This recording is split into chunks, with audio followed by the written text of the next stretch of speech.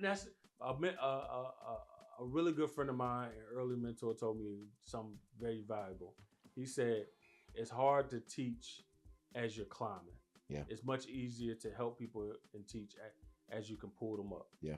Meaning that you gotta establish your success first, and then it's much easier for them to listen. Yeah.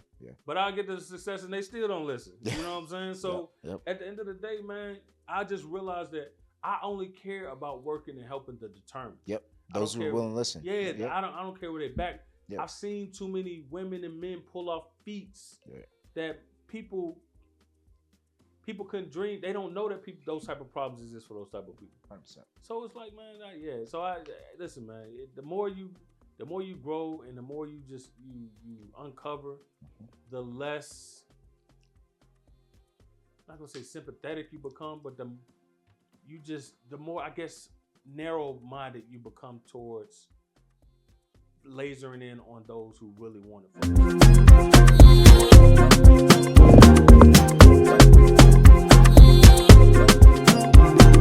Hey, what up, fam? This is Saul Levy, host of Africans in Tech, where we're building bridges and shaping futures in tech. On the podcast today, we got my guy, Demecos Chambers. What up, bro? Hello, brother. Big cloud engineer. Yes, sir. Cloud Tech, big on. You know, we here, you know. I'm glad to be here again. Yeah, man. Yeah. So this is our second take, actually.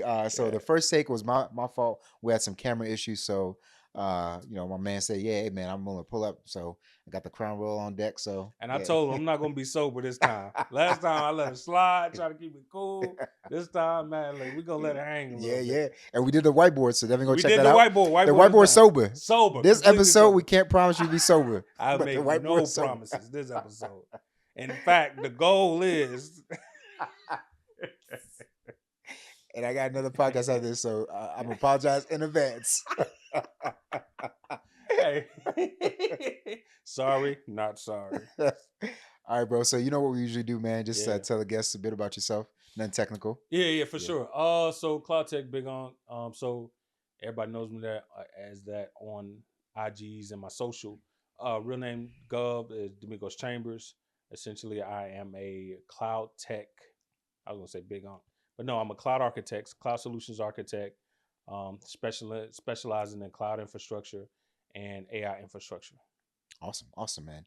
So, and disaster recovery too. That's really my specialty. But okay, yeah, we gonna get into all that. Oh, bro. all right, cool. Yeah. Cool. Let's talk a bit about how you got into tech, bro. So, what are you doing prior? Where you from? I know ATL, but yeah. Yeah, I'm always rep home, man. So actually, born in the 704 Concord, North Carolina, but was reared here in Atlanta, in the city.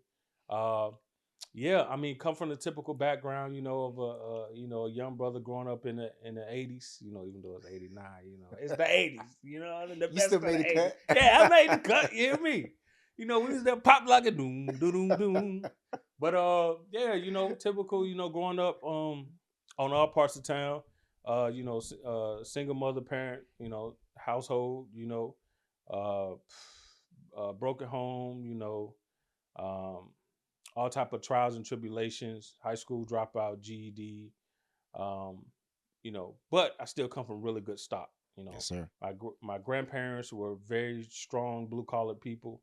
Hard worker, workaholic is like in our bloodline. My mom is a strong workaholic, very smart lady, very kind. And actually, as I learned, what's crazy when you grow up and you become an adult, and you're with your parents, you start to realize how funny they actually are. I'm like, I didn't realize my mom had a sense of humor until like my late 20s. I'm like, oh, you kind of funny. Now that you ain't got to parent me no more, I thought you were the most cruel person in the world at one point. Yeah, man. But I was like, man, you actually kind of cool. I see why you had a lot of friends when we was growing up. You're like, you a cool person when you ain't mom doing the mom thing. Oldest of two sisters. I do got a brother too as well. I had to find him in my 20s, you know what I'm saying? Pops was that kind of guy, you know what I'm saying? Yeah. And just grit background, full of hustle, and here just making waves in the tech industry, really trying to become a prominent leader in this space when it comes to cloud architecture. I really want to, really innovate in this space, really empower countries and organizations to take advantage of the technology of cloud tech, and then also help future engineers and future cloud pros unlock their genius to further this tech innovation. Gotcha. That's dope, bro. Yeah. So as always, man, let's start from the top, man. So when you come down, I know you said North Carolina. Yeah. But when you come down to ATL? Man, I came down to the city in 94. 94. And well, so we concretely was 94, but prior to that, 91 is a lot of back and forth movement. Okay. But the earliest school I could recall I went to was Harriet Tubman Elementary, which is in College Park. But yeah, CP. I was down here in the midst of Freaknik, you know what I'm saying? Okay. And I was in the mix, not knowing that the mix wasn't child appropriate. Hold on, so you was in Freaknik? I mean, it was all around us, you know what I'm saying? I might as well have me a opening act, have me a slot, but it was all around us. I was tainted as, I saw a lot of stuff I shouldn't have saw. Right. Man, listen. I fell in love with a type in the fourth grade. I was like, yeah, that's what I'm gonna want for my type of. In fourth grade, bro. Oh, fourth grade. I saw her walking up on the Checkers. I was with my stepdad at the time. I said, boy, yeah, that's the type I want right there. And I was tainted ever since then, man. So yeah, man, I lived on every part of town, man. I South side, west side of town, Bourne Homes, north side of town, Roswell, Alpharetta. Okay. And spent a lot of time on the east side of town, which I'm currently living on now. Okay. So I kind of, being that I'm a homeowner on that side of town, actually own property over there, and I'm integrated in the community. Yeah. I was HOA president too. I went that far. You know what I'm saying? But So being here, I've been here since the '90s, man. Since the '90s, man, and yeah. Dang, bro. Yeah. So shoot, I mean, South Side, East Side, yeah, and then Roswell, bro. You live like all throughout, bro. Listen, man. You when Section 8 move you around, them vouchers move you around. You know what I'm saying? Like I'm all over. Listen, yeah, for real. Like I grew up thinking like I was a smart kid. I was a smart kid, but I was a stubborn kid. Yeah. Like I was that kid that always the teachers would say he got so much potential. Yeah. But I had a temper when I was young. Gotcha. Got that beat out of me by my mom, and then I eventually and I was smart, but I also didn't apply myself if I didn't think it made sense. I didn't see a future in it. Okay. Like I didn't see how this would pan out for my future to help me get my folks out of poverty. Gotcha. You know what I'm saying? Yeah, so I was like, I was always disinterested in things that I didn't see the immediate end result. Gotcha. And so yeah, what was interesting is when I lived in Forest Park was the last time I lived on the South Side as a kid. I was in 7th grade, middle school. And I was, like I said, I was always smart. I was like, always, okay. I was the type of kid I didn't need to study much. Yeah. Because I could pick up the material. And that's till I went to a white high school, a predominantly white high school in Roswell. I said, oh, y'all really up here doing work and studying. There's really a lot of information I do need to be studying that. This was high school? Oh yeah, this is high school. This is Roswell High? Yeah, Roswell High. Oh yeah. They don't play over there. Man, bro. Listen, man. I mean, I was listening. I had a 34s, 52s, 42s. I only played sports in high school my freshman year because I was ineligible the rest of my high school team. So I always just played AAU because they, that great. Yeah. And then of course, I just dropped out. I did go to alternative high school as well. Okay. And that was also an interesting experience. That's when I started going to school with young adults who got real jobs, and some of the. I remember this one chick I met. She worked at Waffle House part-time with our school, and she was also a dancer. Yeah. You know what I'm saying? So, I'm running to all type of folks, and okay, and so my experience growing up was very diverse in the aspect of being able to see life from different types of people, backgrounds. Yeah, you know what I'm saying. So it made me tough in a lot of ways. It gave me a lot of grit, gave me a lot of hustle, gave me a lot of wisdom. But I wouldn't want my kids to go through none of that. Oh yeah, 100%. Bro, I'm about to say that. Don't go to. If I had to summarize my childhood to adulthood, it was. If I was to summarize into a book, the title would be The Hardest Way Possible by Demecos Chambers. You know, because I was always willing to go the hard route. Just like, nah, that ain't. And then I'm going to go the hard route. And then I'm going to bully my way through. I was always very ambitious and vicarious and stuff. But, man, this is some stuff I look back and be like, man, you didn't even have to do. Like, just relax, bro. Just read the book, bro. Do the test. Turn in your homework, bro. Come on, bro. Yeah. You ain't got a chance to try to act like you're smarter than the teachers. You got a master's degree, bro. You sitting here like you can't even get past pre-algebra. What are you talking about, bro? So, yeah. Okay. Yeah. It's funny you brought up old girl. I mean, she had like the straight up, I won't say Atlanta experience. I ain't stereotyping, but bro, the Waffle House. That she a dancer. Oh my God. And she was from New York, which is crazy. Oh yeah. She was a little slim thick thing, you know what I'm saying? And I was trying to, you know, I'd get to know her as friends, you know, and that's how I got to know her. You know, I get to know what she did after school. Africans in tech. Yeah, for sure, bro. Because I'm in alternative school, and alternative school is so different than just normal high school. Because in normal high school, like we would get out of school like at 1 o'clock, bro. And we and you might get out at noon if you finish your work earlier than that. Yeah. So we outside. I'm talking about we going it's kids that catch the MARTA bus to school. Like there's no school there. First off, there's no school bus. You there with all bad kids or kids that's trying to get their life right, or kids that's just trying to finish school early. Yeah. That's it. You here with young adults. Yeah. And so man, I met all kind of, you know, young ladies. Like, and I told you at 5th grade I developed a type. Yeah. So when I saw that type, that's all I was after. I wasn't after. In high school, you know, I dated girls. It was cool. Like in regular high school, it was cool. But I was always drawn to the grown women. Yeah. Oh, you developed a type. Yeah, developed a type in high school. You know, but I dated, you know, all types, man. Again, I'm in Roswell. Yeah. You know, I'm Alpharetta. Now, when you say all types, you talking about like you went like across the spectrum? Oh man, listen. Listen. You went Snowside? You went Snowside? Man, what? Man, listen. Is this podcast? Is it? When you do age restrictions on it? So yeah, I dated white women. Heck yeah, I was dating. Yeah, I did. First of all, I started dating white women when I was in Forest Park. My first white girl was in the 7th grade. All right, she was in love with me, and her dad was the football coach. So I ain't trying no funny business with her. But yeah, man, I dated white. It's Mexican. Okay. Black was always preferred, of course. Yep, you know. Shout out. Man, I didn't turn nothing down. I mean, you know, if I was attracted to it, I wasn't turning nothing. Now I dated some special women, man.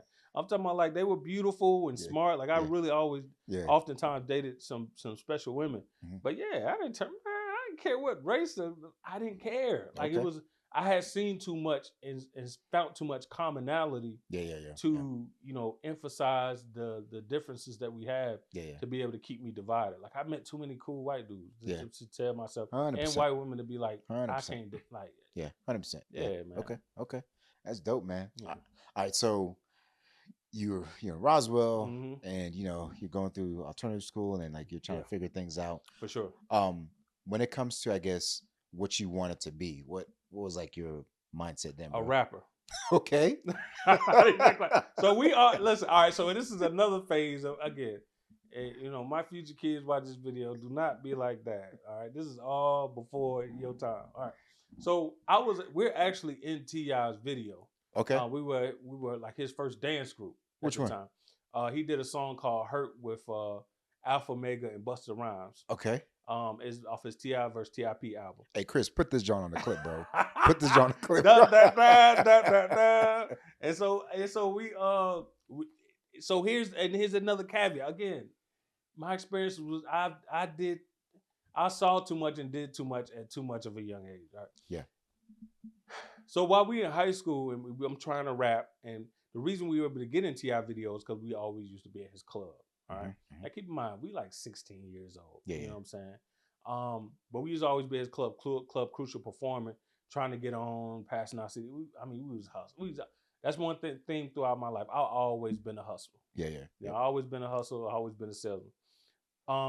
But we 16, 15 in the club. What's going on, bro? We 16, 15 in the club, and we up there till like 2 in the morning, 2, 3 in the morning. Oh wow! You know, and we hanging out. We got school the next day. Yeah. So when we go back to school, high school, the kids are sitting there, and we like, everybody's, in class or whatever. And we talking about y'all don't understand the time we had. First off, we smell like weed and smoke and liquor, alcohol, and everything infused in us. We don't see the wildest thing the night before. We out there with, I'm talking about comedians and junkies and war vets, everybody. We out there hanging out with grown men at the club, and it's like, and we weren't really trying to hang out. We never know. We were trying to get on. Right. It was business for us, but we just was in the hood doing business while going to school. At Roswell. Or I was at our alternative school. So I was trying to be a rapper. I used to argue with my mom all the time.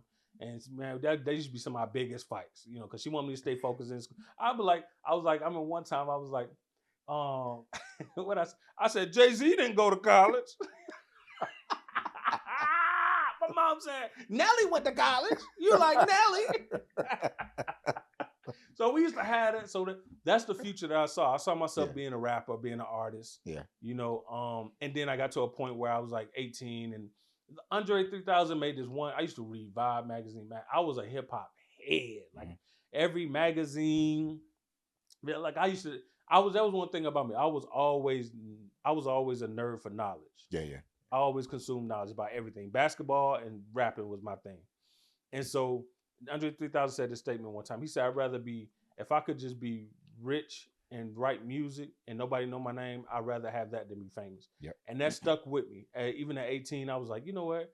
I don't want to be no rapper no more. Because I want to be able to have a normal life with my old lady, go out to a park, a picnic, hang out, chill, and not be bothered. Hey, can I get your autograph? Hey, and just be able to have a normal life and just have a load of money, just be wildly successful and live a cool life like that, So at that point, I didn't know. It was between the ages. I didn't really know what I was going to do between the ages of like 18 to about 23, 24. I didn't know what I was going to do. Yeah. Bro, no, I love that. And especially I think the latter part, which you said about like being rich or wealthy and like kind of being under the radar.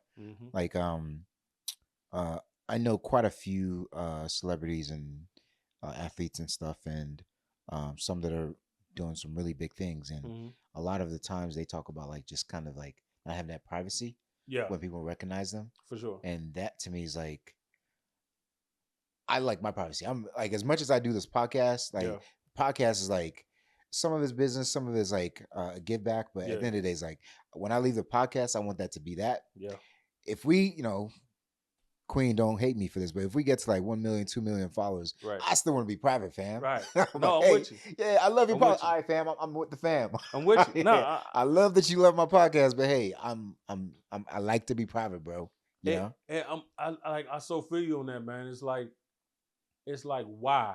Yeah. It's like you can have the money or the success and the access to do whatever you want in the world, the same as a famous person would, without the expectation of always 100%. Having to be on point. You know what I'm saying? And the genuineness of connections. People really mess with you because of something you did for them or something they know you as, and y'all are cool. And they just like you for you. 100%. Versus they like you for, something type of clout or light. Talent or something like that. Yeah, like, you start to feel like a guinea pig. Yep. That always been my thing. Can y'all hear me on the mic? Yeah. All right, cool.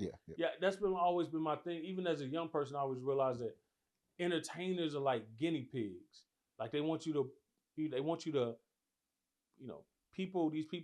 corporations pay you to perform on stage. That's it. Perform on a whim. Snap. Yep. And it's like, I don't ever. My wife would tell you, I don't like being told what to do. Yeah. So like that ain't how I see the type of man I want to be. Lifestyle. Like what I look like telling my kids, like, all right, hold on, I gotta go perform for all of you. I know you got recital, and I know this is important for you, the X, Y, Z, but I gotta go jump and dance on the stage for or make these folks like, come on, man. Yeah. No, I'm 100% with you on that. And I think that's the beauty of like tech, especially, the realm you're in with cloud engineering, where you can still make a really good amount of money and make a really good living. For sure. And not be in the limelight. For sure. Be low key. You can travel, most of what you want to do, have most of the things that you want. Now you ain't doing like the top 1% stuff. Sure. But at the end of the day, it's like you don't have to deal with the Or headaches. maybe you are. Oh yeah, possibly. Yeah, Y'all possibly. might be dealing with the same women. Yeah. You know what I'm saying? Well, no, I meant like in terms of finances. Like right. you ain't making like the 200 plus mil, but for sure. at the end of the day, it's like, do you need that? Right. And that's what somebody told me too. Is like, what's really that different? I remember this report came out, said, you know, at the time, like, what more can you, once you start making high six figures, Right. what more are you willing to buy that you really want? Right. That a person that's making 7 figures can buy. Yep. And the same for a person that's making 7 figures, the 8 figures. Yep. Like what? Like come on. Like the boat is a boat. Right. You can only ride on this. I mean, a car is a car. A person making $60,000. Yep. With the right credit can get the you know, a luxury car as well. They get Yep. the same car. They can get a pull up in the little Ferrari, something like that. Yep. So yeah, and I don't want to be no tech bro. You know, that's you know, I'm not no tech bro. Like I think that's not me. You know what I'm saying? I respect the tech bros and what they contribute. What's a tech bro, man? Man, tech bros is they don't want to be entertainers of tech life. Yeah. And it's cool. Is like I feel like everybody has their place. Mm-hmm. You know, there needs to be tech people out there that makes tech more alluring, makes it more engaging for people coming up. Yeah. To be able to like, oh, I didn't know tech people did this type of cool stuff. I didn't know tech people was this fly. Yeah, that's cool, you know. So that's for them. But that's the tech bros. Again, I'm not even though I do utilize social media more so just to get the messaging out, and just to get the gospel of cloud opportunities out. I'm not everybody will tell you I'm not a me type of person. Right. You know what I'm saying? Like, you know, I do stuff and buy stuff and wear stuff that I think is cool to me, that I always wanted as a kid. For example, when I was a kid, I could never afford a vest. Like the little suit. Everybody had the little prom fits and the little Sunday clothes. We didn't have none of that. We were poor. So like 3-piece junk? Never as a kid. I used to be like, man, I would love to have just a vest. And so, you know what I did in my early 20s when I had a job? Yeah. I started just buying vests. And I would just wear random vests with just any type of outfit. Because I always wanted a vest as a kid. So that's just how I am. I do stuff. I really try to just do stuff because I like it for me. Yeah. Because there's a lot I was deprived of and couldn't get when I was a kid because we were poor. Yeah. And now you just in your 30s and you become successful, and especially in this industry, man, you just like a big old kid that can just be able to, you know, afford things now. You know, responsibly, of course. Yeah. No, that makes sense. Yeah. I think a lot of times,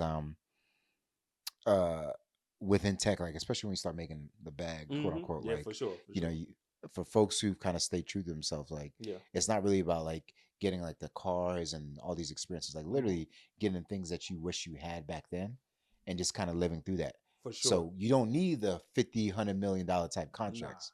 All you need is to be able to make what you can to be able to sustain yourself and your family. That's it. And then the rest of that. The best advice, the best thing I think I did for myself, especially when I started making 6 figures, was when I was making 5 figures. Yeah. And this was when I got my first cloud role when I was making 60, is that I hired a financial coach. And she taught me how, I already knew how to manage money and balance a checkbook. Yeah. But I didn't really understand interest. I didn't really understand investing. Yeah. I didn't understand I didn't understand how to gain leverage using credit. Yeah. You know, things of that sort. You know, just real adult, mature things that help you articulate wealth, compound investing over time. Yeah. And I hired her, and I mean, she not only helped me get my credit right and things like that, but she just taught me financial mobility. Smart. You know, as the man I should become, and that allowed me to understand and appreciate. Because at the time I told her, I was like, I want to buy me that new Hummer, that H4 Hummer that came out. I was like, that's the first thing I'm gonna do when I get my 6-figure job. And she was like, all right, okay. I don't want you to do that, but okay. And when I started making 6-figure, I never bought it, and she was proud of me in an aspect because she started to realize I understood now what's the purpose of gaining all of this. Yeah. You know, the purpose. You know, what's depreciating asset versus asset that's going to grow over time, and what's really important. Right. You know, because how many times we don't bought something, we always wanted something, we bought something, and then that newness wear off, and then we like, dang, man, now you stuck with this. Right. You know what I'm saying? Yep. So it's like that's what it was like. So yeah, no, that makes sense, bro. The first time we talked, let's talk about one of your experiences because you said you're doing Uber. right? Oh Before. yeah, I Oh was yeah, doing you Uber. said they told I'm you the never come back first. again. Listen, I think I'm the first, and I'm holding this to this day until somebody prove me wrong. I got to be the first person that was. I was the first person that was fired from both Uber and Lyft with a GED. I don't care what nobody say. I'm the first. I know I am. And yeah, man, I was doing so. There was a time I used to be a bouncer, Yeah. and there was a time where bouncing ended. I got the nightlife is mentally draining. Yeah. It's dangerous out this world. You know what I'm saying? And Especially ATL, bro. man, come on, man, listen, man. I got some bouncing stories for days. You hear me? But and so the bouncing gig ended, and I needed to make some money, man. And I was losing my house, everything going south. Mm-hmm. And so started doing Uber. First I was a little shy about it because I don't want nobody to see me doing Uber and Lyft. But then, I was like, man, I gotta eat, like literally. Like if I don't do this, I'm not gonna eat today. So I started doing Uber and I did that for like 2 years, man. And I still end up losing my house, still end up losing everything. Cause a good day for me doing Uber and Lyft, like a good week for me in profit will be like $37, bro. Yeah, like you don't make $37 cash in your bank Bruh, account, bro. that's That's after wild. all expenses paid. That's after all the fees are accounted for. $37, and I was driving How about how full many rides you time. taking? Man, it was one day I drove like 12 hours. $37, fam? 37. So listen, I Bro. drove a Nissan Altima with. By the time I turned that Nissan Altima in, and I say turned it in, meaning I sold it because I sold it for parts because it just finally it gave up on me. So that's it. Yeah. Bro, that thing had over 300,000 miles, and I bought it when it had 12,000 miles. I bought it Bro, brand you were new. riding, bro. Oh man, listen, I don't drove all across the southeast of America doing Uber and Lyft in that Nissan Altima. You hear me? And so, and so, yeah, man, I was doing Uber, just not. You don't make no money, man. Then the car maintenance issues. I remember one period of time where I used to have my car used to leak oil, and it's like a bad oil leak. Yeah. To the point where I would have to put oil in my car like somebody would gas up. So literally every couple Uber drives, I know I got to stop by Quick Trip and buy some oil. That's crazy. And put some oil in that thing because otherwise it's gonna start skipping. And this car's gonna start hopscotching down the street. I'm like, oh, I can't do that with a customer. You know what I'm saying? So. And man, Uber and Lyft, man, it was a treacherous time, man. Like I remember, and it was a hard time because I moved back in my mom's and things was going south. I was broke, and I remember just times, man, I would be sleeping in the parking lot trying to wait on Uber lot drives and stuff, and it would be like 2, 3 in the morning, 4 in the morning, and it used to be like junkies tapping on my window. And I don't know what they want, whatever, but I ain't taking a risk because I'm on the south side. Yeah, yep. You know what I'm saying? So it was just, man, it was bad doing it. And then I remember when they fired me from both. I got fired from I believe Uber the first time. And this was all my fault. I'm not gonna sit here like I wasn't there. My car stunk, all right, because I'm sleeping in it and practically living in this car and driving in it all day, Customers complaining. Right. Oh man. Listen, I roll down the window, turn the AC on. Hopefully they don't smell that thing. But that ball got a twang from, what? So I told listen, the car, and I was young, just young, and driving around in basketball shorts and workout clothes all day. Look, just ignorant. And then just doing also just like safety issues. So I even started learning about tech through one of the cloud tech through one of my passengers I picked up, who ended up becoming my best friends. Nice. Who introduced me to it. But I would always listen to tech YouTube videos, and while I'm driving, so I would get reported for that too. You know what I'm saying? So it got to a stopping point where they gave me enough bad reports, and I still only had like a 4.7 star, bro. And I seen Ubers with 4.2s and 3s. But man, they said, man, we're gonna have to let you go. So Uber said we're ending your partnership with you as a driver permanently. Like it wasn't no trial period, suspension period. It said permanently. I emailed him back like, how long this gonna last and when can it be lifted? What can I do? I was like, oh no. This forever. This is you can do nothing. That's You're banned. crazy. Your soul is banned. And then the same thing happened the following week later with Lyft. And then I remember calling my bro when Lyft laid me off, fired me, ended the partnership, same termination style. I said, bro, permanently is crazy, bro. Permanent is wild. I cannot, not even today, till this day. And that was like 2017, 18, 17, 16. Till this day, I can't get it. I can't become a driver. But I called my boy and I told him, I said, bro, my bro Mark, I said, bro, dang, Uber just fired me. I said, I'm never going to be able to afford a Chick-fil-A sandwich again, bro. Like, that's how broke and destitute I was. Dang. Bouncing ended. Couldn't really do bouncing no more. Uber's dead. And then, so I just started doing a whole bunch of other stuff. I started doing bouncy house delivering. I did some construction work, insulation. I mean, anything I could find and get my hands on until I eventually landed on my first tech role with the statewide. I would do basically tech support. Nice. And installing Dell laptops for the state of Georgia. Okay. So from bro that told you about the tech joint and the car, how'd you go about like pursuing that? Interesting story. So my bro Rad, oh man. So he New York dudes. If you know me, I always have this. I got beef with two ultimate enemies. I ain't gonna say enemies, but I got beef with two different types of groups of people just for the rest of my life. And I don't know why. I think it's just something just born in me. It's just a natural beef we have. It is what it is. But as light-skinned dudes and people from New York, you know what I'm saying? We always just got smoke from each other. So he in the back, he from New York. He popping off. I'm like, here we go. Boisterous, da da da. But he was like, he just talking, and I'm the type of driver, I don't want to talk to you. I'm gonna greet you, and then you're gonna be quiet. I'm gonna turn up this radio a little bit. This talk radio. We listen to no rap, no.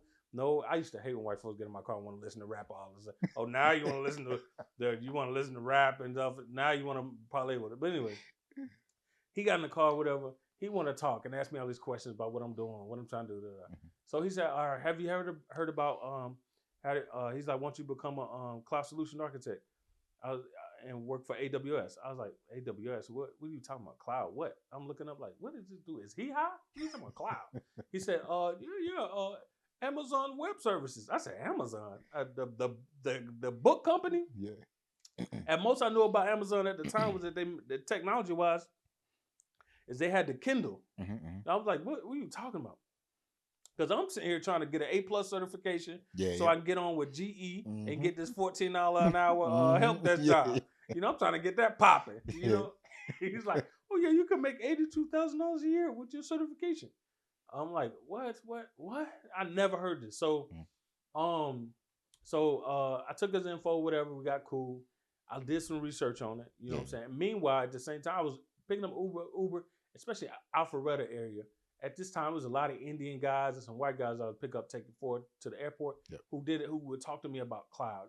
At the time, big data was huge, actually. They were talking about AWS and big data and things like that. So, so anyway, I did my research. I said, all right, dude, I'm gonna start studying for this. I was like, what can I use to train, whatever? He was like, just go on Linux Academy. And so I was like, cool. I go on Linux Academy at the time. I was the only one really doing any type of prominent cloud training for AWS at the time. And I was like, all right, I'm gonna sign up. I signed up, but it's $30 a month. I remember I profit $37 a month. You know what I'm saying? I still got bills and other stuff. So he's like, I was like, bro, I'll break a deal with you.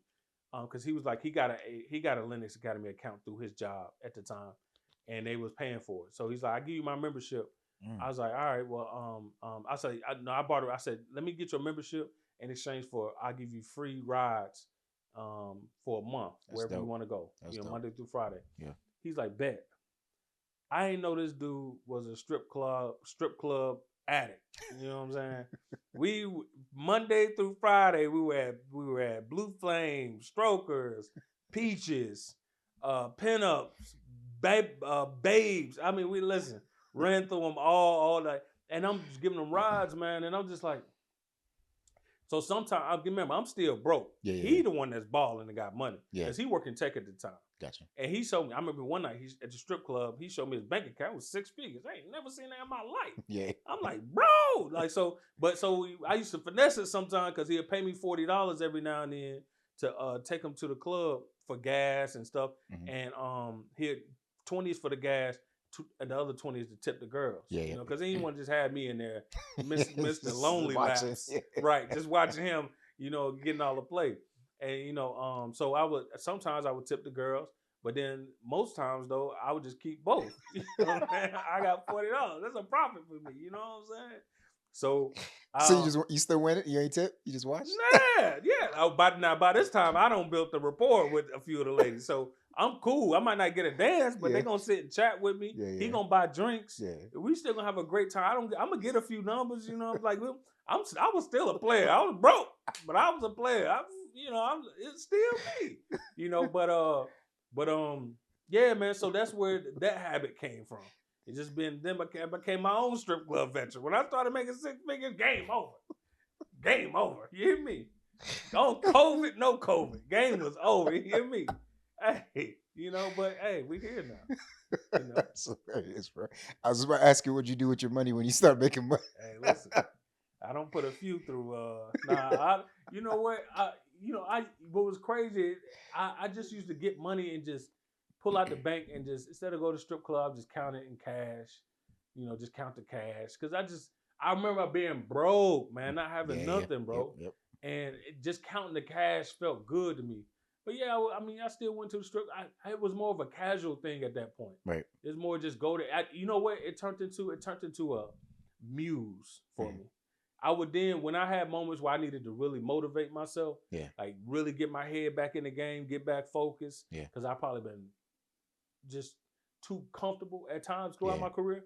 The strip club was always my muse. So I would go there and just get remotivated. Because I remember when it was like when I was there broke with my homeboy and I'm watching these girls giving all these other guys attention, because they throwing bread or whatever. You know, they look like, and I'm brokeless, you know. But that always motivated me. Like, I want that attention. I want that. I want to be that dude too. Like, so every so often I go to the strip club to get my head right. Gotcha. In the game. So okay, gotcha. And I know there's some real Atlanta stuff right there, but that's what we do. It's the culture, baby. You know what I'm saying? Gotcha. So in terms of, I guess, your first like pay, because help desk is like what, 14, right? 14, 15 an hour. Your first role was with how Dale. much? Yeah, with Dale, I was making. I think I was making like 14 an hour. Okay. I think at most I moved up to like $20, $25 an hour. What was your role at Dell? Was working for the state, installing laptops and doing IT support. Okay, so it's still help desk related? Yeah, it was help desk, and it was a little server administrative tasks, rolling out software throughout all, various images on the computer, things like on various local desktops and stuff like that. Okay. But yeah, that was a contract job. Gotcha. Let me tell you something interesting about that. I worked for the state. They would send us all over the state to deploy these desktops. I'm talking about, now keep in mind, I also did a lot of mentoring. I've been mentoring since I was like probably 20. Yeah, probably 20, 21, as soon as I moved out of my mom's house. And I say that to say, because I've been through all the juvenile system and stuff like that. Yeah. At Dale, they would have us install these laptops at all the facilities, the state facilities throughout the state, including prisons. So we be in prisons installing laptops, refreshing laptops, fixing laptops, doing what we do as far as imaging. And it was contract. So we could get, and Georgia's been an at-will state, so you can get fired for any reason. You know what I'm saying? And I would contract, so your check was only good for the last week, so you out. So I remember telling the guys there, this is at the time I was telling them, now, keep in mind, it wasn't no smooth journey just getting that Linux Academy and then getting my cert and then becoming a cloud engineer. Nah, I failed that certification like 3 times. I failed the cloud solutions architect twice. I failed the cloud practitioner certification twice. Yeah. And I was at help desk, and I was about to take it again. I was telling all my coworkers, my homeboys at work, I was like, bro, Y'all got to all. That's when I've always been an advocate. I've been the type where if I get on and find something that's gonna pop, that can help people, change their lives or career, and make some good money, and it's legit, then I'm gonna try to help my people as much as possible. Get one of the opportunities, because I would be around dudes, certain people, and they want to hog. Yep. Bogart the opportunities. I'm like, no, share the knowledge. There's enough money for everybody. Gatekeepers, man. Yeah. Right, gatekeepers. Yeah. You know what I'm saying? And that's another thing. We're gonna talk about. We're gonna table that gatekeeper thing. But so I said, I told all of them. It's like 8 of them. Like, bro, y'all got to get on this cloud. Come on, study with me. Da da da da. None of them took me up on it. Man, I messed around and passed. Came down there, told them, look, I passed. And I said, y'all can still get up on it. Like, come on, we got to get up on it. All naysayers, deceitful. And then I finally, I interviewed for my first. I interviewed for multiple cloud roles before that, but I didn't get them. Mm-hmm. But when I got that cert and I interviewed for the next cloud role after that, I got that role. Nice. So I go from making $25 an hour, which is probably like, maybe I was probably making. I showed my tax return. I posted on my stories before, and I showed it in my groups, and my emails. But I think one year I made like $9,000. Okay. You know what I'm saying? Even though it's $25. Yeah. That was later on, but I was making in 2018, between 16 and 18, I had made $9,000 one of those years. Anyway, I got my first cloud offer. I made the baseline was $60,000 plus bonus plus overtime. Jump, that's a big huge jump with full FTE role, benefits, that's all crazy. of that. Yeah. But I've been out here for these past 5-6 years, grinding, hustling, trying to make it. So I come in and I show all my bro. I show all the the guys I'm working with, and the ladies too. I show them all, like, look, I just got the job offer. This is real. Y'all can do it. I got a GED. Yeah. Some of y'all got degrees. Some of y'all in school. Some of y'all even smarter than me. Technically. Yeah. But no, still didn't listen, man. Still didn't listen. Years later, they didn't listen, and that's why I wanted to. And whenever you're ready to talk about it, but that's why I wanted to talk about this gatekeeping thing, because oftentimes, especially as tech educators, there's gatekeeping that goes on. Probably not so much as more, because there's a lot of information out of there. But you also run into a lot of people who act like they want to help and need to help, but they're very dissentful. Like they have a lot of negative dissent when it comes to following the path or advice. If they feel that something is hard or difficult, this very defeatist mentality that you often also find within the community of folks who need to help and want to help. So it becomes twofold. There's some gatekeepers, and there's also some defeatists on the other end. Right. So both of those people annoy me anyway. You're 100% right, though. I think when it comes to I think there's a part from the gatekeeper standpoint, like if you have the knowledge, share it. The other part is if you want to get into the field, you got to put the work in. And it's going to be tough, man. Like 100%. There's no, even with the greatest blueprints and strategies out there that do work. It's not going to be a light breeze of a day walk. It's not going to be easy. You got to put the work in. It's going to come with rejection. It's going to come with sacrifice. Listen, I tell my students this all the time in my boot camps and stuff. Like, I tell them all the time. I'm like, look, and this is why my boot camp is so short and concise.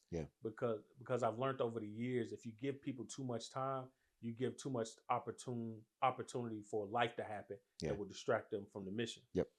So I tell them all the time, I say, listen, during this boot camp, things are going to happen in life. Your mom might get sick. You might get hurt, injured on the job. You're going to be tired. You might lose your job. Like, life is going to happen. But let me tell you one thing. When you in this cloud role and they paying you a lucrative salary, and there's a project deadline that's due at the end of the sprint, you think this organization that's paying you a lucrative salary, you working remote, you working hybrid, nice facility, whatever, you think they trying to hear that, you didn't deliver on this project, which thousands and hundreds of people are depending on, because this product won't get released or this update won't be made because you got some personal issues going on in life? Nah, they're not trying to hear that. Like, they will be empathetic to it and understand it, but in the grand scheme of things, it's a bottom line. It's a bottom line. Yeah, and so you got to be able to push through and endure Yeah. when it's tough and when it seems impossible, you know, to get to your, you know, objectives. Right. And that's so, and I tell my students, how you train is going to be how you perform as a cloud professional. Yep. So no matter, I get it. Like I was there. I was when I was trying to work in that deal and trying to get my first cloud roll, sleeping on a mattress with crates. Mm-hmm. Like I post a picture, you know, on my stories and on my TikToks and emails and stuff all the time. I was sleeping on crates. We did roommates, 4 white boy roommates. They had about 5 cats, and my door didn't have no doorknob on it. So I had to put the dirty basket hamper on, push it up on the door every night so the cats wouldn't bust in. Yeah. You know, and like hustling, bro. Like it's hot in there, ain't no AC. Mm-hmm. You know, like there was one my famous quote, and it's real because that's why I made my mind up one year. I said I'm either gonna become a cloud engineer this year or I'm gonna die. That's literally was the goal. Like I said, that's the intent, and that was the mission. That was the focus I had. I said, I'm cutting out the partying, going out. Yeah. I had text my home, but I still I keep a receipt. Yep. I got screenshots and all that. I didn't date. I didn't do none of those things because I was focused on becoming a cloud engineer. Yeah. I said, become a cloud engineer, I'm gonna die. Yeah. So I'm gonna pour everything into this.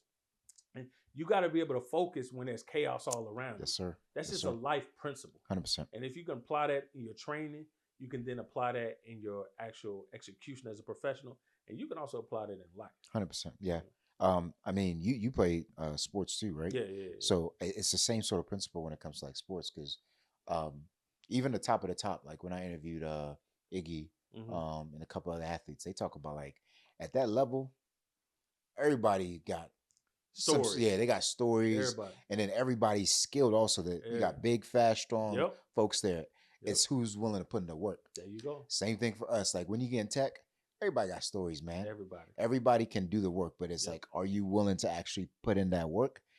At the end of the day, ain't nobody trying to hear stories. Nobody. And listen, like, you know, nobody trying to hear sob. Like I don't heard sob stories from every kind of creed and raising people. I'm talking about for folks come from places where they ain't had no technology. They had to learn this on a chalkboard. Yep. You understand? So like, and you got to understand, it's people that's been doing this way before you. Yep. You know what I'm saying? So they didn't have all the technology, the courses. Yeah. They didn't have the little mastermind meetup groups, and you know. So it's like you gotta decide what you made of. Yep. 100%. And what you're gonna make yourself to be. So it's like I tell students and mentees all the time, and this is why I get disgruntled. This is why oftentimes I don't even speak to groups or anything like that, because I don't have time with dealing with so many defeatist mindset. Yep. Just like I don't want to deal with the gatekeepers who want to hog information. Yeah. I don't want to deal with a group of people who also just want to, set boundaries on what they're capable of because something is hard and difficult. Yeah. You know what I'm saying? Yeah. So it's like, we talked about this first time, like where I started training folks, like when I got in tech, like 2015, I was like, all right, I'm doing well, but I can help so-and-so learn how to grow in this field as well. I didn't necessarily have like the knowledge and capabilities then to train somebody, but I just kind of told them like my story and kind of what got me there. For sure. I think over the first 2 years, I told maybe like 15 to 20 friends. One person believed me, bro. Yeah. And now they're killing. They're doing good. They actually rode with it. Like, oh yeah, man. Hey, bro, tell me what you did, how you did it, and just walk me through the steps. And we rode on. Shout out to Timmy. He listened, and you know he's doing good now. But I preached that even throughout. No one believed me until all of a sudden, like, okay, I had to get I had to get the G-Wagon. I had to get the house. Got to get start traveling. And they're like, oh, now you actually make it. Yeah, I'm like, they see it manifest. Like, bro, like, come on, man. Like that's a really good friend of mine, an early mentor, told me something very valuable. He said, it's hard to teach as you're climbing. Yeah. It's much easier to help people and teach as you can pull them up. Yeah. Meaning that you got to establish your success first, and then it's much easier for them to listen. Yeah. But I get the success and they still don't listen. You know what I'm saying? So at the end of the day, man, I just realized that I only care about working and helping to determine. Yep. Those who are willing to listen. Yeah. I don't care where they back. Yep. I've seen too many women and men pull off feats that people people couldn't dream. They don't know that those type of problems exist for those type of people. 100%. So it's like, man, yeah. So I listen, man. The more you grow, and the more you just you uncover, the less, I'm not gonna say sympathetic you become, but the more, I guess, narrow minded you become towards lasering in on those who really want it for themselves. Right. Yeah. Like at the end of the day, like I stopped trying to what's the word? Try to coddle like folks who aren't willing to put in the work. Is like, bro, like at the end of the day, the money's here. Come on, bro. Like if you want to get it, come get it. But if not, I'm not really about to start chasing you to make money. Come bro. on, like bro. That doesn't make any sense. It ain't a scam. Like that's one thing a lot of folks be like, oh, it's a scam. I'm like, bro, I'm telling you, there's work. Right, bro. This ain't like you just get up and somebody's gonna give you $100,000. Right, like, there's work behind it. There's but the big money's fact. there. like yeah. I mean, like, bro, it's like even like you can't sit here and act like these folks. These folks aren't beyond your genius level. Yeah, like, that's another thing. They think that when tech people, engineers, they think that they're just cerebrally gifted. Right. They know all these numbers and quantum physics. It's like, bro, it's quite the opposite. The higher you go in this industry, you know what I'm saying? Yeah. It's like you're more capable than what you give yourself credit for. But if you don't give yourself a chance, that's what I tell my cousins all the time. There's another thing. That's why I don't never disclose my income publicly. Because listen, I got folks in the family that still need $40. You hear me? So I gotta always play like I tell her, listen, I make $40,000 a year. All right, IRS $40,000 a year. Okay. That's why I try to tell my cousins though, like, listen, y'all gotta. He's like, because I was trying to get them to do other trade skills and stuff like being a plumber and becoming an electrical engineer. That's now becoming the new desired trade skill due to the data center. Yep. So I'm trying to mesh and show people how trade skills, blue collar skills, is meeting technology still valuable. And can transform your life. Yep. But they like, oh man, I don't want to know this stuff. I'm like, how you know you won't know this stuff if you ain't never read this stuff? Yeah. You know what I'm saying? So I'm tired of the whiners, the complainers, man. I just want to focus on people who are determined. That's it. And that's what I'm glad my boot camp curates. Yeah. At the end of the day, like what we're getting is you can learn anything. Yes. You literally can learn anything. I hated math before I got into tech, bro. Yeah. And a lot of what I heard before. Did you pass pre-algebra? I did though. So so I actually passed calculus, I think too, whatever it is. Yeah. Calculus. But I hated it. I still hated it. Yeah. But at the end of the day, it's like that's what I thought that you had to be in order to be like a good engineer. Is like you had to like be this great mathematician, and you had to understand like circuitry and all this other stuff. I'm like, bro, I don't deal with none of that other like on the board. I don't didn't know that A+ stuff, man. You start asking me like transition stuff, like, man, I don't care about that junk, man. Like a transition. Yeah. A bus. Right. Yeah, I don't care about that. Yeah. Right. But then they like when you ask me about what I do specifically in tech, I could tell you ins and out of that. There you go. And that's all you really need to know. That's it. And I think a lot of times folks get so caught up in like, the movies and kind of like, I have to like know all these things. The Matrix type stuff. Like, bro, what? Bro. Ain't nobody in tech like this, bro. Bro, nobody's looking at a computer. Nobody in tech is doing that, bro. Like, bro, like, stop if somebody's doing it in tech, you're going to look at them like, bro, you are weird. You tripping, bro. Just click on the console, bro. Just click launch, bro. What are you doing, bro? Like, so that's the thing. So, yeah, man, I just want folks to set themselves up to get themselves an opportunity for their genius to, launch into the world. That's it, man. 100%. Can I ask you a quick question? Yes, sir. All right. So I want to talk about a little something real quick. Yeah. Get your take on this. I feel it's an opportunity. 100%. So given that I spend a lot of time on Twitter. There's this open public conflicting conversation among Black Americans and Africans who have immigrated to the country. What is your take on the disagreement or the dispute that those two groups often have with each other?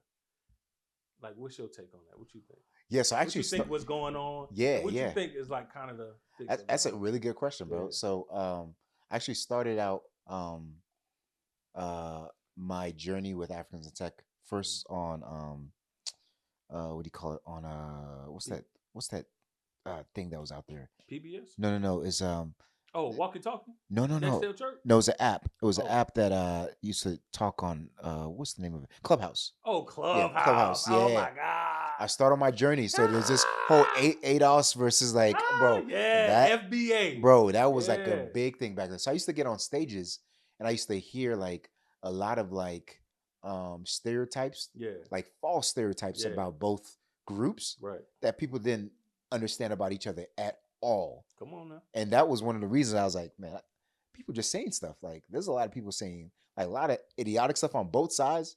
You don't have any clue of what the other person's experienced. For sure. And you never put yourself in that other person's shoe. For sure. For you to start saying some of those things. So that's one of the reasons I started honestly the African Tech podcast as well. Is like, and people asking me like, hey man, bro, that dude ain't African. Why he on the podcast? Like, at the end of the day, our experiences matter.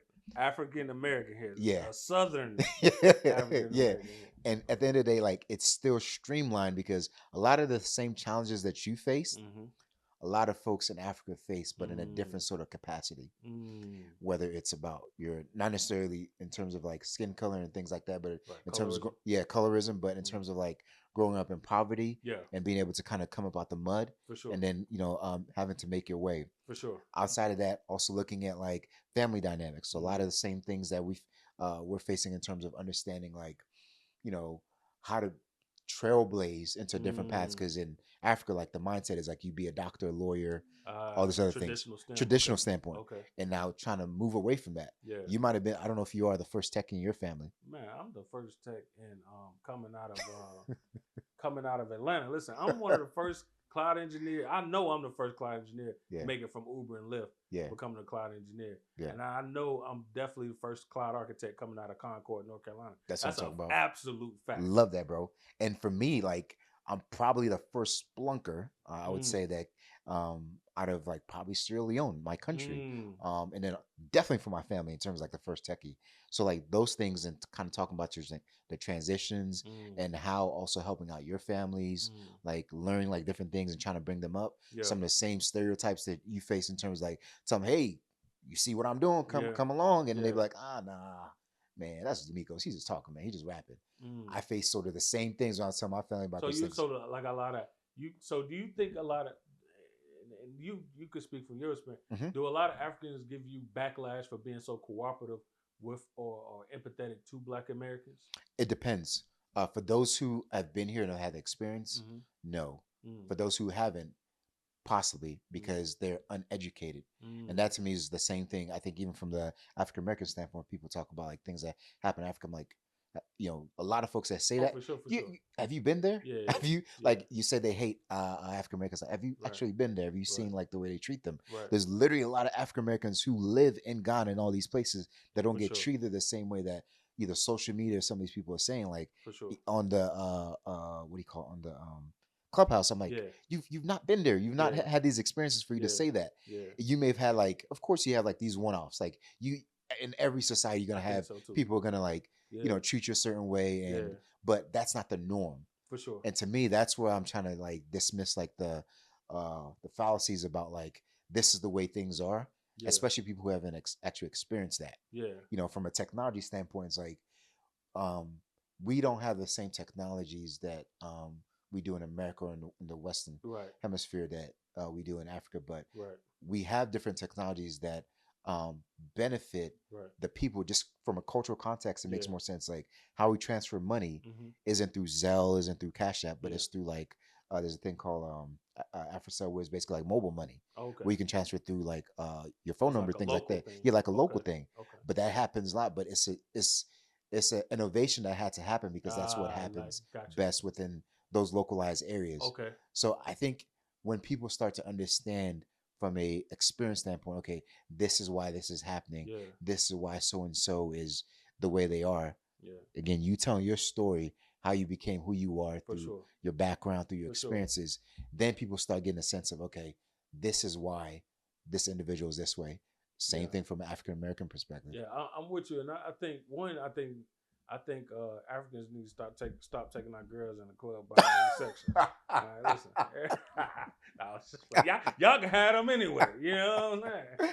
But I think that I'm with you. I think we have a lot more. I know that we have a lot more in common 100%. than we give credence to the dissension. Yeah. That's often propagated online. We have to remember these folks that's online are often just people who the hate and trolling anger always makes the headlines and trends 100%. More than because offline most of us are collaborating, working together, being joyful with each other, partying with each other, etc. And it's like we have a commonality with each other. We're here in the States, and those folks are there over there in Africa. We bridge the connect with each other. We can't ever forget and lose sight of that. We are each other's best allies. That's from here to Africa, from here to Caribbeans, here to South America. Like our folk, we are the best that we have together. And it's better united than we are diverse. 100%. And we do also have to understand there's going to be differences within that. Different cultures and different groups have different ways of life. You know what I'm saying? Just like each region in the United States, black folks here in the South are 10 different than West Coast. You know what I'm saying? And North, and especially for the North. You know what I'm saying? Though we can do without the North. You know what I'm saying? But we all I feel like we have to understand that Africans may not totally get to the point where they can understand the plight of foundational Black Americans or what have you. They may never get, and we will never get to this place where we completely understand that plight on what it takes to cross the Atlantic Ocean and come here and start all the way over in a brand new country, brand new culture, brand new language, etc. And that's fine because there's some things you don't understand. Just like you don't understand how your mom and dad ain't together, or that why they fight or whatever. But you still love them the same. You still work together, and I think that needs to be always a forefront of our intendedness when it comes to each other. We need to intend to make it work and excel, and always remember we in this together. I might not get along with you that well, but my brother might get along with you greatly. And then that's the relationship I need to lean on. To continue to keep this thing chugging along, so we can build together. I got a lot of African followers off, especially off LinkedIn, who follow me in text, support me daily, post a lot of content. Now, most of them can't afford my one-on-one consultations, and that's fine. You know what I'm saying? That's why I post free content every day. But at the end of the day, I never sit there and turn my back on them. And just because they come from a different place, in a different culture, and they might even have some different opinions and views about us.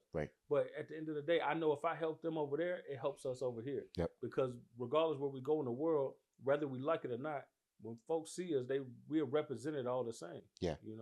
So this is I'm glad you actually asked that question also, because this is my take on where we're going globally, especially with AI. I think we're at a space now where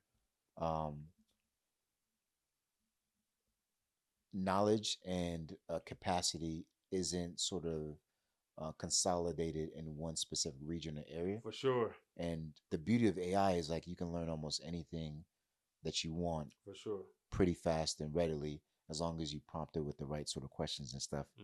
And for me, what that indicates is if you are a remote engineer in the US that could possibly work globally, and your money can last longer somewhere else, for sure, why not consider relocating to somewhere else where you have good education, you have good structure and systems, infrastructure wise, that supports your lifestyle and your families, and then also your money just goes a lot longer, and then you can actually build wealth. For sure. And to me, that's kind of the beauty of what Africa kind of offers now. It's there's a lot of areas there where infrastructure is there. So here, where can you buy a home, a 4-bedroom or 5-bedroom home here that's $100,000, $150,000 here? But that's nice. You can't even buy that on Bankhead, bro. You hear me? That's what I'm saying. So with that, you can get a luxury spot in the continent and be comfortable. I mean, you can have a cook, you can have a driver, you can have a maid, you can have cleaners, all probably like $1,000 to $2,000 a month. All of those combined. Oh yeah, my wife knows if she ever leave me, I'm going to Colombia or Nigeria. Like I'm relocating. My whole family already know. They like it. Yeah. I'm with you. Like I think that we are now in an integrated society. Yeah. Yep. I get divisive. Diversity is more of a political hot topic, Yeah. but the reality is, like as you mentioned, even with AI and AGI, we're in an integrated society. Especially, I think as Black Americans, we should take advantage of the fact that a lot of Africans over there have infrastructure set up where it might not be all the way complete. Right. It might not be all the amenities that we're accustomed to here, but it give you a great leverage and advantage to be able to get in on that early. Because we like, and I look at, I research this a lot. Like Africa is the continent that's going to be the future of the world globally in maybe 20, 25 years, because they have the youngest growing population. Mm-hmm. The only thing that's coming along for them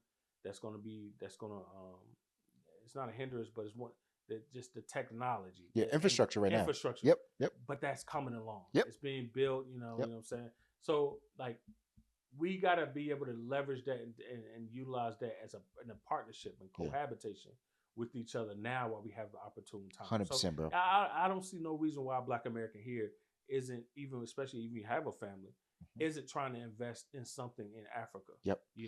Bro. Now you want to make sure that it's protected. You know what I'm saying? 100%. Yeah, Ghana. I think it was like 3 or 4 years ago. They were selling apartments next to the airport, Accra, at I think it was like $50,000 to $85,000 for a 1-bedroom. See, that's nice apartments. Now these things are going, I think, like close to $200,000 to $300,000, bro. You got to get on it because. And Ghana's not going to be the last stop. There's other countries even more central to Africa, bro, that still have those $84,000, $64,000. Exactly. There's plenty right now. It's plenty. Right. And I think this is the opportune time for us to capitalize.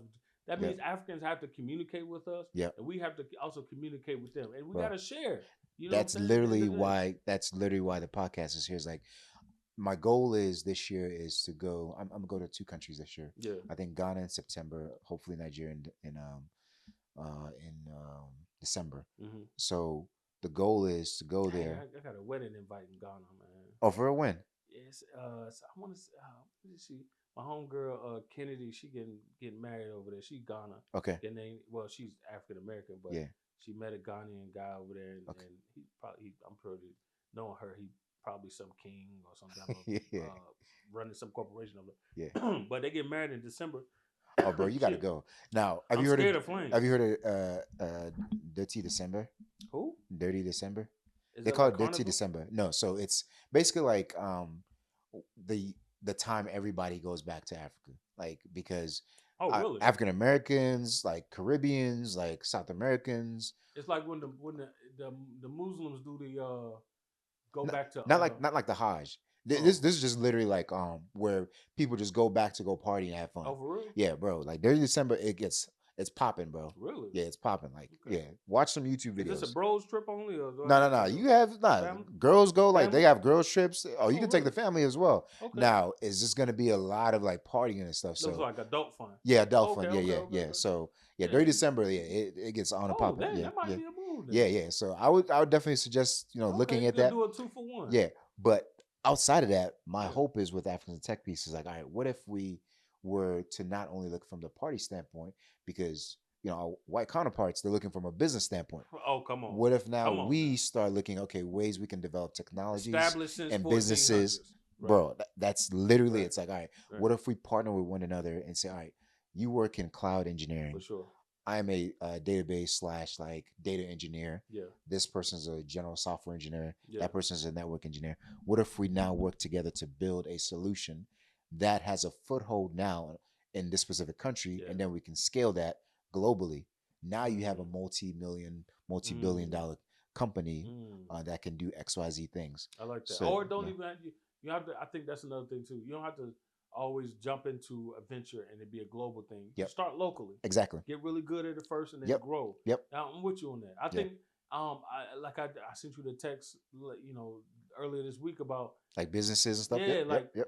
I feel like enough of there aren't more of us need to get into these tech that are in the tech space and explore the business opportunities within it.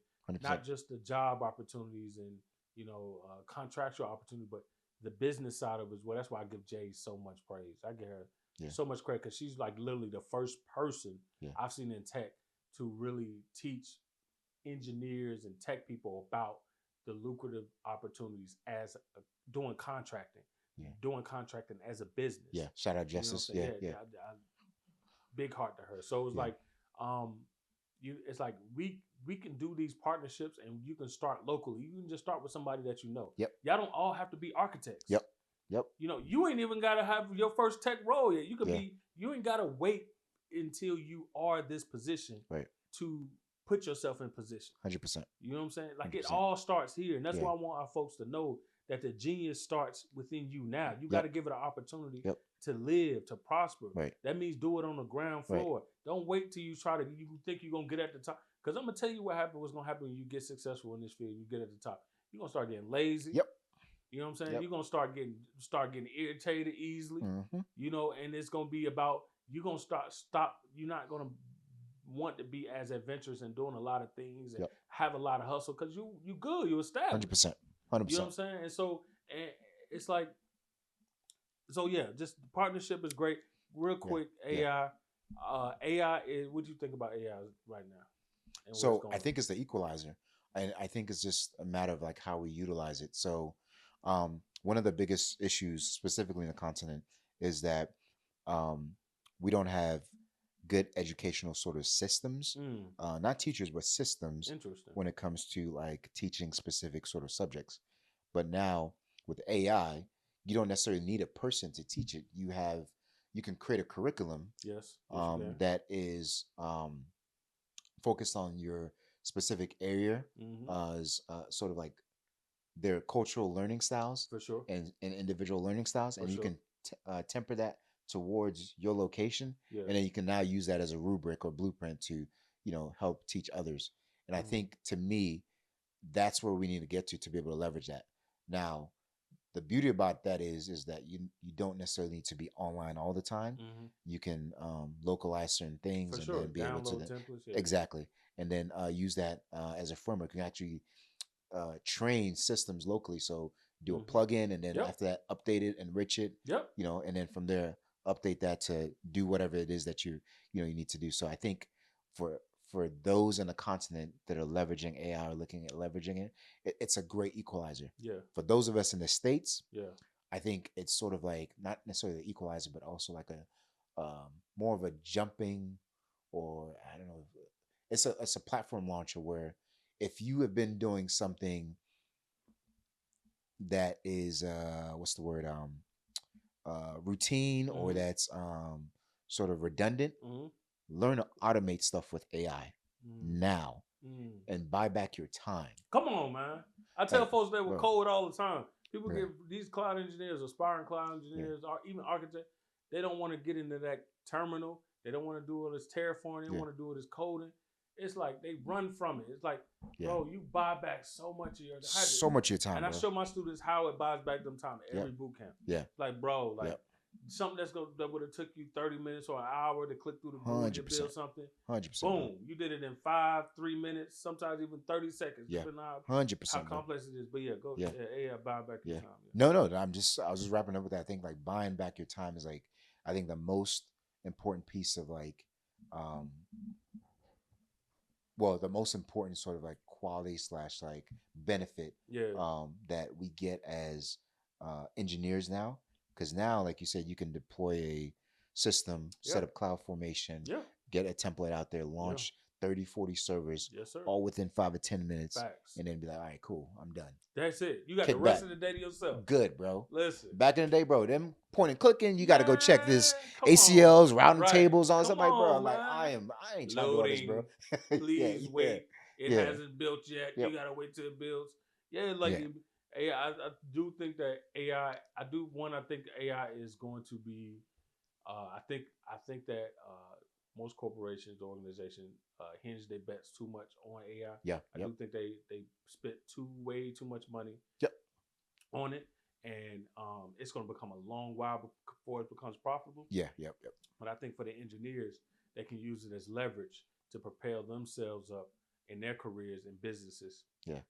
Using the tool that these organizations just gave us. Yeah. Like, they just gave us something to make our jobs easier, and they don't even know it. Right. You know what I'm saying? So they did it thinking there's going to be all this predictability when it comes to customers and consumers who never ask for it anyway. You know, but meanwhile, for us, we get to make an 8-hour day. Yeah. You know what I'm saying? Not 2 hours, 4 hours. Yeah. You know what I'm saying? I ain't gonna 100%. give away all the sauce. You know, but you know, it's just one of those things. Like, it's AI it's going to be here for a while. Yeah. You know, is it transformative technology? You know, we've seen similar tools before. If you use Microsoft, used to use that little clip pen all the time to help you, like autocorrect and Grammarly, like these things. You know, but AI is a great, phenomenal tool. Utilize it to its best capacity. But in the meantime, just understand that it's not here to take your jobs, and your jobs that are getting replaced by AI tools. One, some certain companies like Salesforce learned that we made a mistake laying off all our software engineers. We need to hire them all back. But two, that you're going to find out that the jobs that you have are going to be automated anyway. If it wasn't by AI, it's going to be by a certain software tool. If you're doing any task that's repetitive over and over and over again, bro, somebody was gonna find something. Automate you out of the job, bro. Yeah, bro. That's the nature of human innovation and technology, bro. So use this leverage now, and grow your careers. Take these opportunities. Now you do have to. The thing about using AI, you need to become the ultimate judgment over their outputs. That does have to come with wisdom. That does have to come with some type of foundational knowledge. You need to know if it's spitting out something that you can even garbage. use. You know what I'm saying? So no, I'm glad you actually brought up that other side as well, because I think that's one side that we don't talk about often. I'm in a group with a bunch of other engineers from Chile, and we're talking about how of course AI hallucinations, and for those who don't know, like, hallucinations, like, it just starts telling you crap that's like, hey, what are you talking about, bro? Right. Like, no, this is not this is not what I asked you for. If you spend hours in that prompt, you don't ran into a few hours later. You're like, but what is this? Semicolon, right. smiling face. So, but in order for you to like know that it's hallucinating or telling you stuff that's wrong, you have to know what's right in the first place. Come on now. And you gotta like have that sort of background and baseline knowledge. And a lot of people aren't willing to do that. A lot of people, especially this new set of engineers, everybody's like, "Oh, I'm just going to use AI." Like, come on, fam, you about to break somebody's environment. Facts. You about to break somebody's environment. And that's going to be the thing that's going to happen in the near future. Is that you're going to have all this. Let's say OpenAI goes broke and say, "Man, we taking this whole thing down." You know how much code, applications, infrastructure is stood up by AI, by OpenAI code that their engineers that they have building this stuff has no idea how to replicate. That if OpenAI goes, boy, they're cooked. And people don't understand like the amount of like resources it takes to like, oh my god, actually mine this data and actually train it, bro. Like the reason why they're building all these data centers and having all these semiconductor chips and things like that, like, and all this water that's being utilized, like, there's a real scare of like what that will look like in the future. Yeah, for sure. Like you even have politicians and communities starting to bite back at data centers. Like that's gonna become a thing. Space data centers is really is going to be the next innovation. Well, you see Musk where he rolling out. Musk, Chinese are going out there. Space data, and it makes sense. I have my spooks about that too. Because now we starting to tamper with space. We already got a thin atmosphere.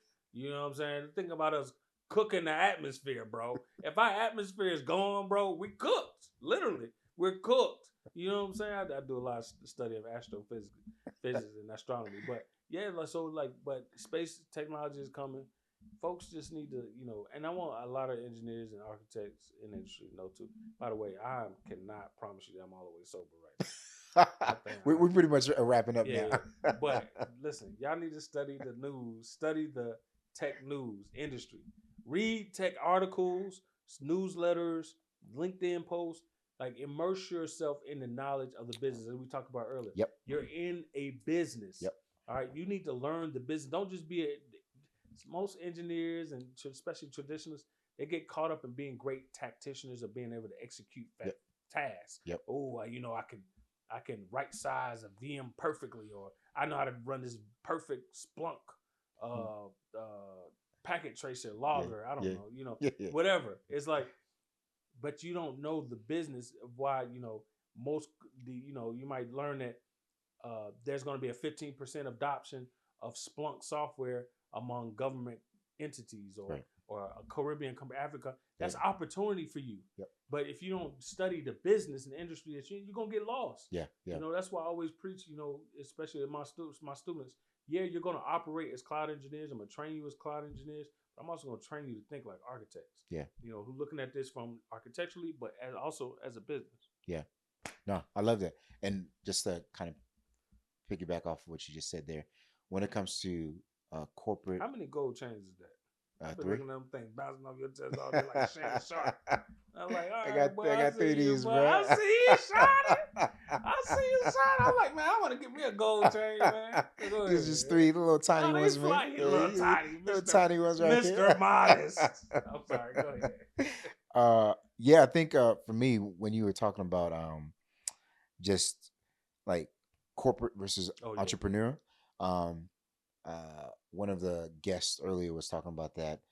We were saying how as Black people, we've been sold sort of like this dream that you have to be an entrepreneur.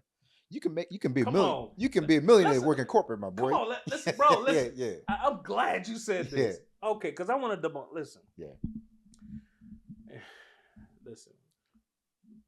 There is, I think most people, when they speak from that space, they speak from the space of when they speak against like the corporate opportunities of your career. Versus let's be an entrepreneur or nothing else. Yeah. They speak from the aspect of being customer help reps. Yeah. Okay. Like, working for State Farm or some type of insurance. Yeah. And they think that there's a ceiling. I'm like, bro, if you know how much money we're getting in tech, especially those who are taking advantage of contracts. Yep. We make more than most CEOs. The average business owner is making $53,000 a year, bro. Yep. Like, there's cloud engineers, there's SREs, there's DevOps clearing that easily. 200,000-300,000 easy. Now talk about the contractor aspect of it, which also leans like you can be both worlds in this industry. Yep. You be corporate employee FTE, and you can also do contracts on the side, do consulting on the side, like. Right. Bro, like, when I watch this and I be on threads, and I'm like, y'all don't understand how much money those of us who have figured out the system and the business, y'all don't know how much we touch an opportunity. And not even just the money, access to powerful critical systems. We're talking about things that you use on a daily basis, things that protect you or have oversight over you on a daily basis. Like, I work for a missile and defense organization. You don't know how much insight that gives me on things that you have no idea. Like, I love that. So like that's why I said, like, it's no such them days of you're just I remember it was one influencer on the podcast was like, I won't date a man unless he's a CEO. Tripping. Like, yeah, but he's a CEO of nothing. Tripping. You got a guy that's employee FTE role. Don't let him be a cybersecurity architect, or don't let him be remember when Elon Musk was and Mark Zuckerberg just last year giving out $1 billion to AI executive directors. That's crazy. AI engineers. They were making $1 billion. They're making more than NBA, but they're employees. Yeah, 100%. Elon Musk is an employee. Yeah, 100%, bro. Yeah. It's people, these folks don't understand business and money and finance. Like, I think, again, it's just like the perception. And I think a lot of times our people have been sold like sort of a perception of like what looks good versus like what's actually making money. Come on, man. And I'm all about the actual, like, give me the pen and paper of like what this looks like. I want to see the green and the black and the red and see where we're at. Facts. And then from there, I'll make my decision. Facts. I ain't worried about all this clout stuff, bro. Come on, bro. Listen, I'm so about the cash in the hand in the bank. I believe in philanthropy and profitability. Yep. Oh, and that's why I got my boot camp. That's why I do the things I do. Everything has a pay tier. I got free stuff. Got cheap stuff. When you ain't got a couple of dollars, or you live somewhere, $9 is a lot of money to you or whatever. Yeah. It's all there. Yep. But I'm gonna make $1, and I'm gonna let you know, like, I'm about getting to the dollar. Right. I help out as well, but don't get it mistaken. I'm also it's a business. Come on, I'm a capitalist. It's a business. Come At on, the end of the day, it's I'm a about business. getting to the bread too. Yep. So it's like it's like, bro, y'all don't understand how much I can't think of another term for money right now because you know the brown got me round in the inside, but like I just want folks to know you have if you think you know something about entrepreneurship versus corporatism, you have no idea. Yeah. The CEOs of banks or executives of banks, VPs of banks, directors of bank employees. Yeah. Taking home 7 figures a year, full benefits, pension, and you talking about being a CEO of a business because you sell just want to say I'm a business owner. You like sell little graphic tees and stuff like that. And you want to or little bedazzled scullies and stuff like bro, they don't and it's our folks because they don't see and they don't know, and that's one thing you just got to understand. It's like, man, but that's why we're here. That's why this podcast is here. We're here to show them the way and show them the light. Like, you got to think beyond. This ain't 2003. Yeah. Yeah. And then the other thing is, and I know I want to make sure because, social media go crazy out here. Yeah. We're not saying if you're satisfied in being like a business owner, you're making 40 or 50, and that's kind of where you're satisfied. You ain't that satisfied. Listen, when them lights get cut off, you can't afford Chick-fil-A. Yeah. That's tough. Yeah. If that's your lane and that's your space, do you. But we're saying if you're chasing the bag and you really want to make a lot of money, like if your business is not making a certain amount, and a possible tech role, even another field, doesn't necessarily need to be tech. Could be another role. Gotta be tech. Yeah, if another role as an employee, is making. Not see. Hey, stop it. Yeah. Like I'm talking about the guys that work at the sea and the ocean. They make money too. I'm sorry. Go ahead. I'm sorry. You could. I'm sorry. You can work at the seas and make a lot of money. So at the end of the day, it's like whatever floats your boat in terms of like your ability to provide not just for yourself but for your family, and then build on top of that. That's really what we're about, and I think a lot of times we've been sold sort of like a pipe dream when it comes to like be a business owner. Right. There's a lot of like expenses that come with that. Most people, that's the thing. They don't talk about being a business owner. You got to pay people. What? I've been paying my contractors, my boot camps and everything for the past 3-4 years now. Like you got to pay people to grow your business to like everybody talk about. They showcase this a thing going on Thursday now. Oh, I made $100,000 or I made 7 figures, but they don't. What's your bottom line? Come on, man. What's your bottom line? Yeah. And who did you hire? Yep. You know, I should get tired of many of us.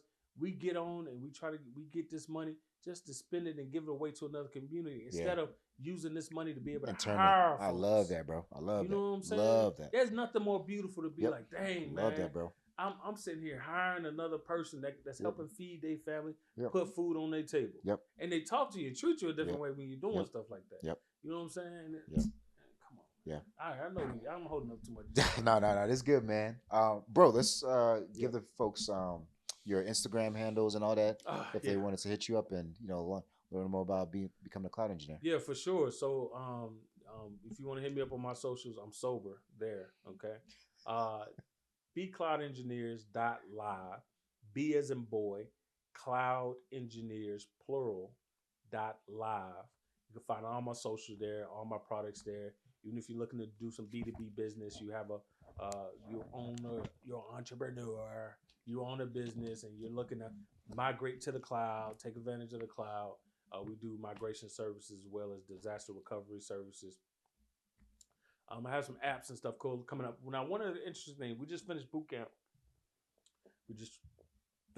Trained some astounding professionals who did an excellent job in their last technical projects. We only do our boot camp, cloud engineer training boot camps once a year. Okay. But this year I'm going to make an exception. What I'm going to do, because I've always, if you follow me, I always have a big heart for service members. Big heart for service members. Shout out.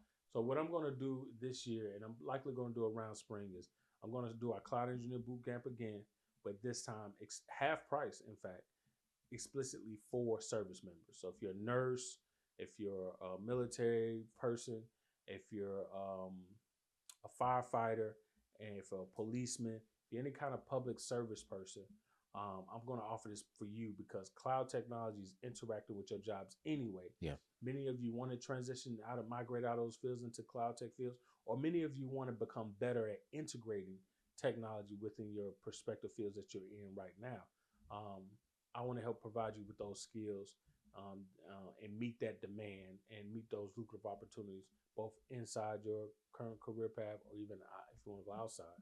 Um, I'm going to dedicate this training boot camp for you all. So becloudengineers.live, socials are there. I'm on Instagram uploading stories every day. You're not going to see no just tech stuff. You, why you laughing? You already know. You're going to see some other stuff. Listen, so we're gonna have a good time. My stories is a good time. I try to make it a good time and interesting. You know what I'm saying? Yeah. And so but yeah, follow me on the socials. But everything's on bcloud.live, or you can go to becloudengineers.com. Awesome, bro. Thank you so much for thank you, brother. coming through, man. So we'll have Demecos's Instagram handles and all of his other handles wherever you're watching this, whether it's on YouTube, TikTok, Instagram. Yeah. If you listen on Apple Podcasts or Spotify Podcasts, we'll have that as well. If you have any additional questions, feel free to hit us up at africansintechnology@gmail.com. Again, it's africansintechnology@gmail.com. My name is Sar Levy. This is Africans in Tech. We're building bridges and shaping futures in tech. All right, fam.